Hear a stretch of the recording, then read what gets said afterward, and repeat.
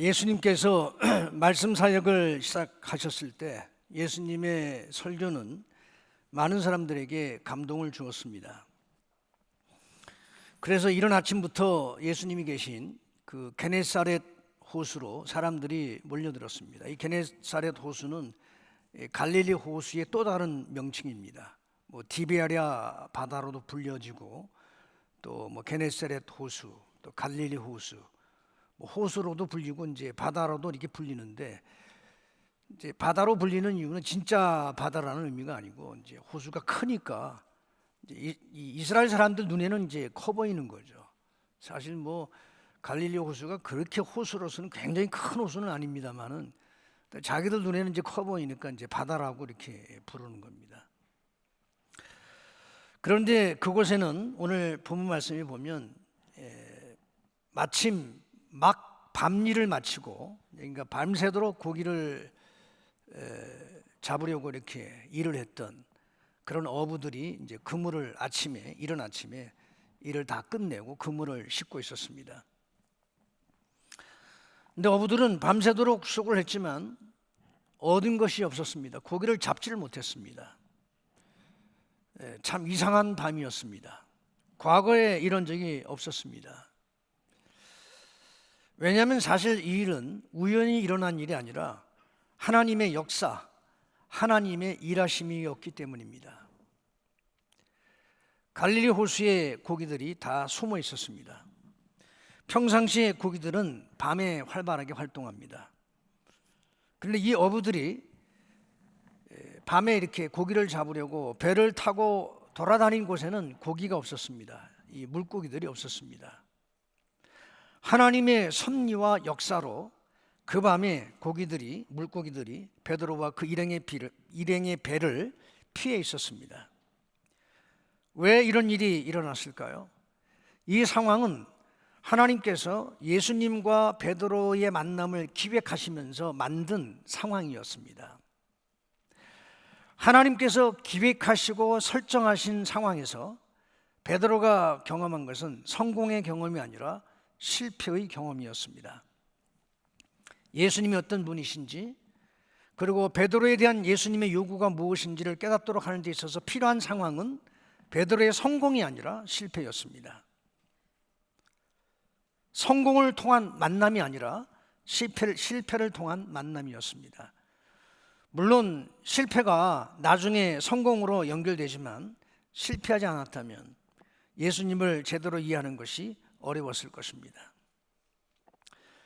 일반적으로 사람들이 하나님을 그들의 인생에서 획기적으로 만나게 되는 때는 성공할 때보다는 실패나 어려운 역경 속에서입니다. 인생에 아쉬움이 없거나 행복한 때에, 성공한 때에는 사실 하나님을 실감나게 경험하는 경우가 드뭅니다. 오히려 역경 속에서, 실패 속에서 살아계신 하나님을 더욱 선명하게 발견하게 되거나 만나게 됩니다. 야곱이 하나님을 분명하게 획기적으로 만나게 된 시점은 형 에서의 살기가 가득한 분노를 피해서 외가로 도망치던, 외롭고 고독했고 불투명한 미래로 인해서 두려울 수밖에 없었던 때였습니다. 모세가 하나님의 부르심을 특별하게 받았던 때는 모든 것을 포기한 황홀의 인생 어느 날 호렙산에서였습니다. 마치 캄캄한 터널 속에 있다가 터널이 끝날 때 출구에서 보이는 밝은 빛과 같이 하나님은 이들을 찾아오셨습니다. 인생의 바다에서 수고하고 노력했지만 기대에 미치지 못하는 턱없는 결과로 인해서 실망하게 되거나 실패로 주저앉아 있는 사람들에게 오늘 이 말씀은 많은 위로와 의미를 가져다 줍니다. 우리가 경험하는 실패가 우연이 아니라는 것입니다. 심지어 우리가 잘못해서 실패했을 때에도 그 실패는 우연이 아니라는 것입니다. 그 실패를 통해서, 그 고통의 터널을 통과하는 것을 통해서 무언가를 준비하고 계신 주님을 만날 수 있기 때문입니다. 원인을 알 수 없는 이상한 일들이, 전혀 예상치 못했던 일들이 발생하면 영적으로 민감해야 합니다. 이런 때에는 템포를 늦추고 기다려야 하고, 하나님의 세미한 음성에 귀를 기울여야 하는 때입니다. 이런 때엔 무언가를 해보려고 시도하기보다는 묵상의 시간, 골방의 시간을 늘려가며 영적으로 하나님을 대면하는 시간을 가져야 합니다. 또 하나 깨닫게 되는 것은 하나님의 역사라고 하면 일부 예배 때 나오시는 분들은 다 교회를 다 다니신 지 오래돼서 단어가 헷갈리지는 않으시리라 생각을 합니다만, 혹시 교회를 나오신 지 얼마 안 되신 분들을 위해서 좀 설명을 드리자면, 하나님의 역사할 때 역사라는 말이 히스토리가 아니고 워크, 일하신다는 그런 의미입니다. 우스갯소리로 그 실제로 있었던 이야기입니다만은 그 교회를 처음 나온 형제가 성령의 은사, 이게 은사라는 말을 이해를 잘 못한 거예요. 그래서 실제로 이제 제가 아는 목사님 이야기인데, 그 목사님에게 와가지고 이 형제가 묻더랍니다. 목사님, 성령님의 은사는 성령님의 스승 아니십니까? 이렇게 묻더라는 거예요. 그러니까 교회에서 사실은 언어를 사용할 때 특별히 교회를 처음 나오신 분들을 배려해서 가능하면 이해하기 쉬운 이런 단어들을 써야 하고, 그리고 헷갈릴 수 있는 단어는 반드시 설명을 이렇게 덧붙이는 것이 필요합니다. 그래서 제가 오늘 그 설교 중에 역사라는 말은 전부 히스토리가 아니고 전부 하나님 일하심이라는 단어라는 것을 미리 말씀을 드립니다. 우리가 깨닫게 되는 것은 하나님의 역사라고 하면 우리에게 상상을 초월하는 감격과 감동을 가져다주는 어떤 원더풀한 무엇을 기대합니다. 성경에서 찾아보자면 홍해 바다가 갈라진다든지 여리고성이 무너진다든지, 제가 자주 예를 드는 물고기 2마리 보리빵 5개를 가지고 5,000명을 먹이신다든지 이런 기적 같은 것을 기대합니다. 그러나 때로 하나님의 역사는 우리를 공경에 빠뜨리는 것으로 그렇게 나타날 수 있음을 잊지 말아야 합니다. 그럴 때 대부분의 사람들은 실망합니다. 하나님이 자신을 외면하시는 것 같다고 오해합니다. 그러나 믿음의 사람들은 그런 일들을 통해, 다시 말하면 자신의 삶에 찾아온 실패나 역경이나 고난, 이런 일들을 통해서 그들에게 무언가를 말씀하시는 하나님의 메시지를 발견해요. 그래서 내 주변에 발생하는 그게 성공이든 실패든, 특히 실패의 경우에, 고난의 경우에 그걸 신앙적으로 해석할 수 있는 그런 해석 능력, 그게 바로 신앙의 실력입니다. 그런 해석 능력을 가지고 있어야 합니다. 그러기 위해서 앞에서도 말씀드린 것처럼 더 묵상의 시간을 늘려가고 더 골방의 시간을 늘려야 하는 이유가 바로 거기에 있는 것이죠. 예수님께로 너무 많은 사람들이 몰려들자 예수님은 한 배에 오르셨습니다. 그 배는 베드로의 배였습니다. 밤새 허탕을 치고 그물을 싣고 있는 베드로는 하던 일을 멈추고 예수님께서 요구하시는 대로 배를 호수에서 조금 떨어뜨리고는 강단을 세팅해야만 했습니다. 사람들이 너무 많이 몰려드니까 배를 이렇게 호숫가로부터 조금 이렇게 거리를 두고 이렇게 물 위에 띄운 거죠. 그리고 예수님께서 그 배에 오르셔서 말씀을 이제 전하시게 된 겁니다. 예수님의 설교가 시작되었습니다. 집에 들어가 쉬어야 할 베드로는 자기 의지와 상관없이 본의 아니게 설교를 들어야만 했습니다. 모르게도 예수님의 설교는, 짧은 설교는 별로 없었던 것 같아요.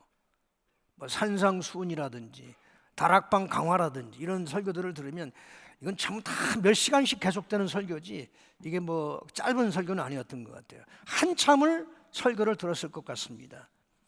처음에 설교가 시작되었을 때는 좀 언짢기도 하고 짜증이 나기도 했을지 모르겠습니다.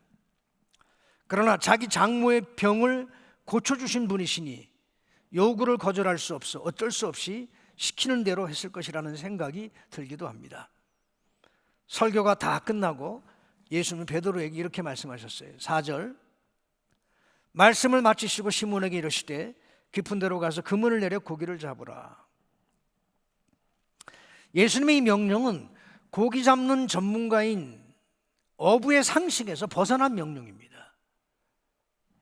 이렇게 책들을 주석이나 뭐 이렇게 설교집들을 쭉 보면 갈릴리 호수의 깊은 곳에는 고기가 없대요. 그러니까 밝은 낮에는 고기를 잡을 수가 없대요. 근데 밝은 낮에 깊은 데로 가서 뭐 아침이니까 해가 뭐 이렇게 환하게 날이 밝았을 거 아닙니까? 깊은 데로 가서 그물을 내려 고기를 잡으라. 더군다나 베드로는 밤새 일을 했기 때문에 무척 피곤한 상태였을 것입니다. 밤새 일을 했어도 고기를 많이 잡았다면 기분이라도 좋았을 텐데 허탕을 쳤으니 평상시 밤일을 했을 때보다 더 지치고 더 피곤한 상태였을 것입니다. 그런 베드로에게 예수님은 씻던 그물을 다시 챙겨 들고 깊은 데로 가서 그물을 내려 고기를 잡으라는 것입니다. 여러분, 베드로가 어떤 사람입니까? 베드로는 남의 말을 고분고분 잘 듣는 유순한 사람이 아닙니다. 제자가 된 이후에도 예수님이 마음에 안 드는 말씀을 하셨다고 예수님을 꾸짖었던 사람이 베드로예요. 그러다가 예수님으로부터 호되게 책망을 들었죠. 사탄아 물러가라 이러면서 이제 예수님이 아주 호되게 책망하셨습니다만은 베드로의 성정이 그래요. 스승이신 예수님이, 제가 지난주에도 말씀을 드렸습니다만은 처음으로 이제 당신의 고난에 대해서 이렇게 말씀하셨거든요. 내가 고난받고 십자가에 내가 고난받고 죽어야 하리라. 그러나 내가 3일 만에 다시 살아날 것이다. 이렇게 말씀하시니까 베드로는 자기 생각에 있을 수 없는 일이라고 생각이 됐거든요.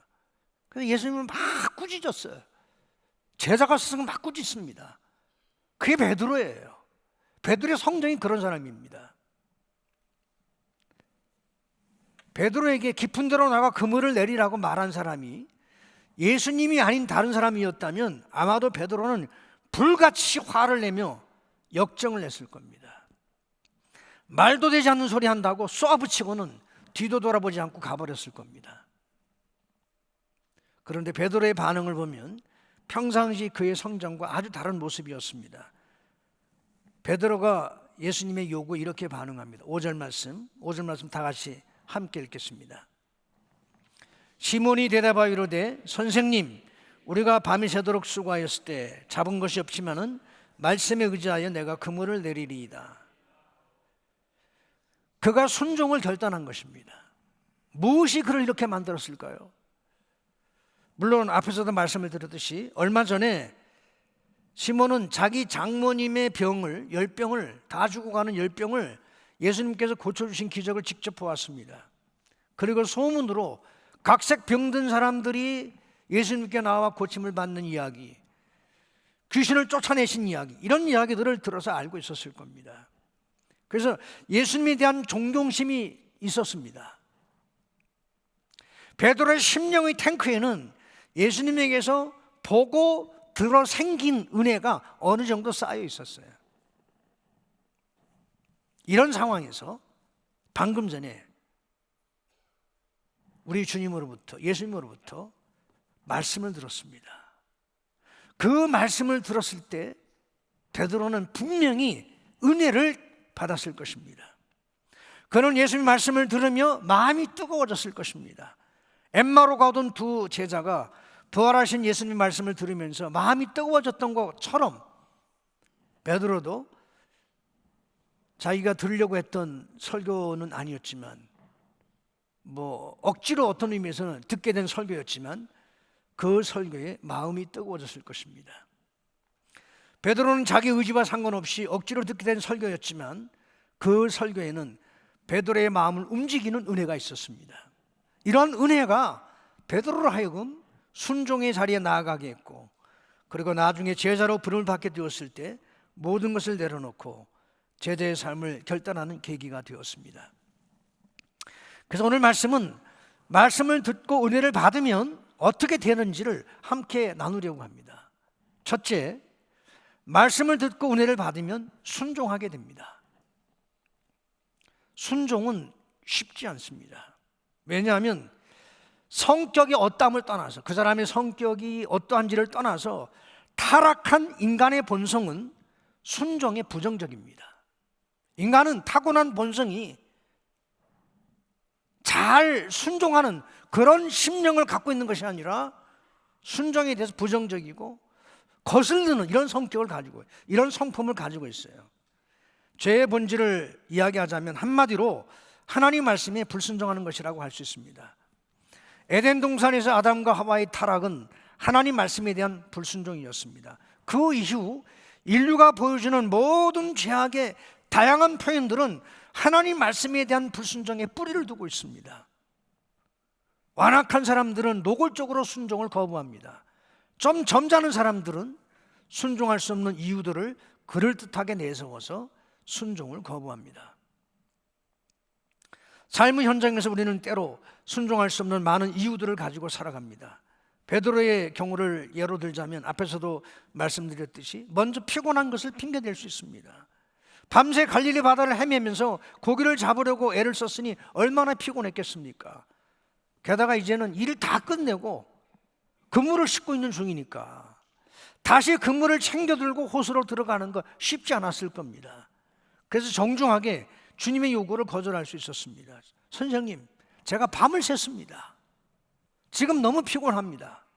아무래도 지금은 집에 들어가 눈 좀 붙여야 되겠습니다. 이렇게 핑계를 댈 수 있었습니다. 그리고 나중에 제가 좀 쉬고 나서 눈 좀 붙이고 그리고 쉬고 나서 회복이 되고 난 이후에 그때 주님 말씀대로 한번 해보겠습니다. 이렇게 순종을 미룰 수도 있었습니다. 사실 순종을 미루는 경우가 있는데 순종을 미루는 것은 점잖은 불순종이에요. 순종을 미루는 사람 치고 기꺼이 나중에 순종의 자리에 나아가는 사람들을 별로 그렇게 보질 못했습니다. 그러나 말씀의 은혜를 받으면, 말씀의 은혜를 경험하게 되면 육체적 피곤함이 더 이상 문제가 되지 않아요. 그걸 극복할 수 있어요. 말씀의 은혜가 임하면 우리의 몸과 마음이 가벼워지지만 불순종의 영이 우리를 지배하게 되면 몸도 마음도 무거워져요. 그러니까 순종의 자리에 나아가는 것이 굉장히 어려워지는 것입니다. 그 다음엔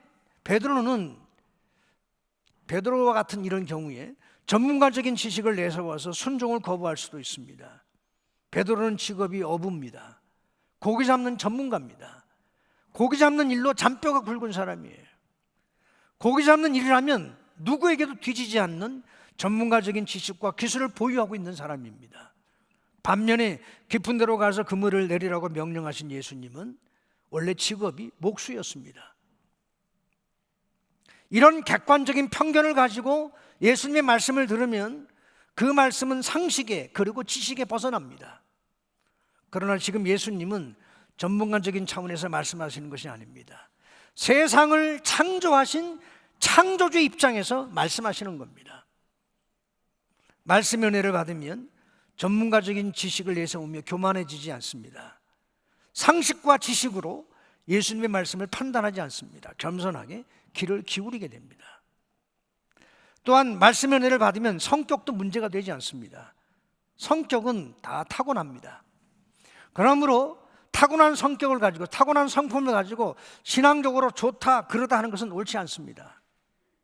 타고난 성품은 장단점이 있습니다. 장점만 있는 성품도 없고 단점만 있는 성품도 없어요. 모든 성품은 다 장단점을 가지고 있습니다. 전에 한 번씩 이렇게 한국에서 목회를 할 때 신방을 하면 사실 이제 대신방 같은 거 할 때는 교회 안 나오던 남편들도 이렇게 함께 참여하는 경우가 있거든요. 그런데 이제 아내들이 자기 남편이 이제 두둔한다고 이제 그런 말을 하죠. 이 양반은 예수만 믿으면 정말 잘 믿을 성품입니다. 이렇게 얘기를 하거든요. 여러분 그런 거 없어요. 성품은 다 장단점이 있는 거예요. 예수를 잘 믿을 성품 이게 따로 있는 게 아니에요. 근데 어떤 이제 그 차이가 있느냐 하면 말씀의 은혜를 받으면요. 말씀의 은혜를 받으면 성품의 장점이 드러나요. 근데 은혜가 떨어지잖아요. 은혜가 떨어지면 장점은 죽고 단점이 살아나는 거예요. 그래서 은혜 가운데 거하는 것이 중요한 이유가 바로 여기에 있습니다. 사람마다 장단점이 다 있거든요. 장단점이 다 있는데 말씀의 은혜를 받게 되면 그 사람이 가지고 있는 그 성품의 장점이 막 드러나는데, 은혜가 떨어지면 그때부터는 막 약점이 드러나는 겁니다. 베드로는 급하고 강한 성격입니다. 그래서 호언장담도 잘하는 편입니다. 그러나 말씀의 은혜를 받으면 오히려 리더십을 가지고 앞장서는 모습을 보여주게 됩니다. 예수님이 시몬에게 명령을 하셨을 때 주저없이 순종하는 시몬으로 인해서 다른 사람들도 모두 기꺼이 그물을 가지고 깊은 데로 가게 되었고, 나중에 제자로 주님을 따라갈 때에도 가장 앞장섰던 사람은 베드로였어요. 은혜를 받으면 그 가지고 있는 성품의 장점이 드러나서 다른 사람들에게 선한 영향력을 미칩니다. 그러나 은혜가 떨어지면 약점이 드러나서 오히려 사람들에게 상처를 주고 관계를 깨트리는 그런 결과를 가져옵니다. 말씀 은혜를 받으면 성품의 문제도 해결이 돼요. 예수를 믿게 좋은 성품도 없을 뿐만 아니라 예수를 믿는데 저런 성품 가지고는 예수 믿으면 안 돼, 그런 것도 없어요. 말씀 은혜를 받으면 다 성품의 문제가 해결되는 것이죠. 두 번째, 순종하게 되면 하나님의 일하심을 체험하게 됩니다. 베드로가 순종했을 때 어떻게 되었습니까? 그물이 찢어질 정도로 많은 고기를 잡게 되었습니다. 저는 이것을 단순히 기적이라고 표현하는 것보다 하나님의 일하심이라는 말로 표현하고 싶습니다. 보다 효과적인 표현은 어쩌면 기적일지도 모릅니다. 그러나 하나님의 일하심이 훨씬 폭넓은 표현이기에 그렇게 말하고 싶습니다. 왜냐하면 기적만 하나님의 일이 아니기 때문입니다. 일상생활 속에서 평범해 보이는 것도, 그리고 사실 눈에 보이지 않는 하나님의 일하심이 분명히 있기 때문입니다. 예를 들면 시몬이 주님의 말씀에 순종해서 깊은 데로 가서 그물을 내렸을 때 그물이 찢어질 정도로 고기를 많이 잡은 것은 기적입니다. 그러나 지난밤 시몬과 그의 일행이 갈릴리 바다에서 고기를 잡으려고 밤을 샐 때 하나님이 고기들에게 명하여 모두 숨어 있으라고 하셨습니다. 아니, 어떤 의미에서 고기들이 숨을 곳을 가르쳐 주셨습니다. 이걸 동화적인 말로 표현하자면, 애들에게 이렇게 읽어주는 동화적인 말로 표현하자면 이렇게 말할 수 있습니다. 고기들이 잡히고 싶어서 잡힌 고기는 한 마리도 없어요. 다 숨고 싶지만 자기 마음대로 안 되는 것이죠. 그런데 숨을 곳을 하나님께서 고기들에게 가르쳐 주셨다는 거예요. 그래서 한 마리도 시몬과 그 일행들에게 잡히지 않도록 하셨어요. 이건 하나님이 일하신 거예요. 우연이 아니에요. 어쩌다 그런 일이 발생한 게 아니에요. 이런 것들은 기적이라는 표현으로 말하기 어려운 보이지 않는 부분들입니다. 그러나 이런 것들은 말씀의 은혜를 깨닫게 되었을 때 이게 눈에 보이는 거예요. 말씀의 은혜를 받으면 하나님의 일하심이 보입니다. 순종하는 하나님의 사람들이 하나님의 일하심을 체험하는 경우는 성경에서 얼마든지 발견되는 부분입니다. 은혜를 받고 순종할 때 하나님이 일하시는 게 보이는 거예요. 하나님의 일하심을 체험할 수 있게 되는 것이죠. 다니엘과 다니엘의 세 친구는 바벨론의 포로로 붙들려 갔습니다. 이 친구들은 유다 왕국의 엘리트 청년들이었거든요. 왜 엘리트 청년들을 느부갓네살이 포로로 잡아갔느냐면 자기 일꾼으로 쓰기 위해서, 자기 나라의 일꾼으로 쓰기 위해서 잡아간 겁니다. 인재로 잡아간 거예요. 탁월한 청년들이니까.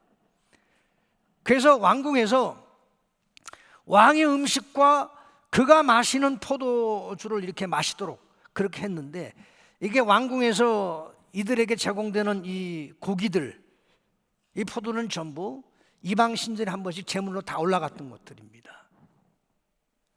그래서 다니엘과 세 친구는 그 음식으로 자기를 더럽히지 않기로 뜻을 정했어요.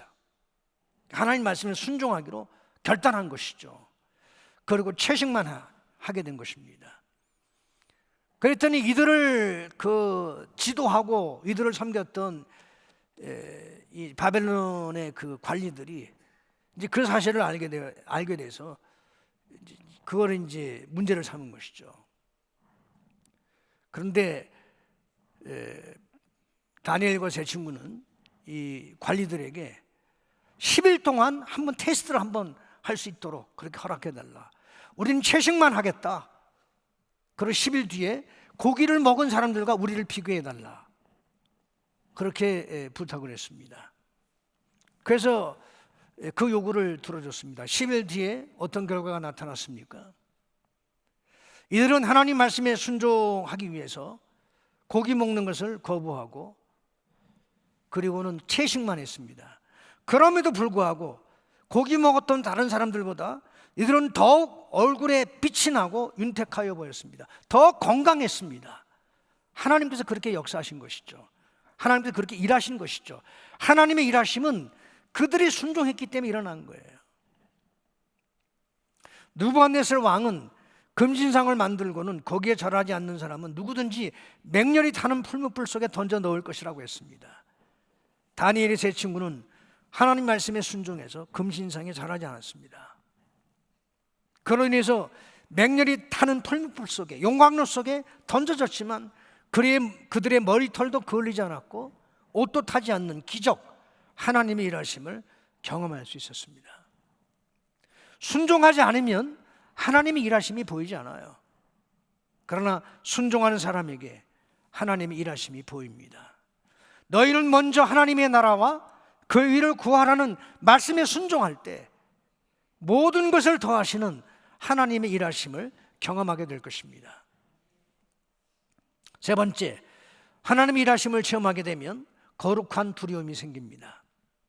주님의 말씀에 은혜를 받으니 순종하게 되고 순종했더니 하나님의 일하심을 경험하게 되었습니다. 그러자 베드로가 이렇게 반응했습니다. 8절 말씀, 시몬 베드로가 이를 보고 예수의 무릎 아래에 엎드려 이르되 주여 나를 떠나소서 나는 죄인으로소이다. 그물이 찢어질 정도로 많은 고기를 잡은 체험은 베드로를 두렵게 만들었어요. 근데 사실 좀 이상하지 않습니까? 고기를 많이 잡게 되었으면 보통 사람들의 반응은요, 기뻐하는 겁니다. 막 신나하는 겁니다.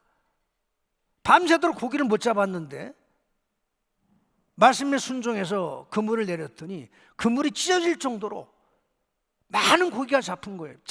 얼마나 신나는 일입니까? 얼마나 기쁜 일입니까? 그런데 베드로는 의외의 이런 반응을 보입니다. 그는 두려워했습니다. 베드로가 느끼는 이 두려움은 의미심장한 두려움이었습니다. 그는 말씀의 은혜가 가져오는 일련의 과정들을 통해서 예수님의 실체를 발견했어요.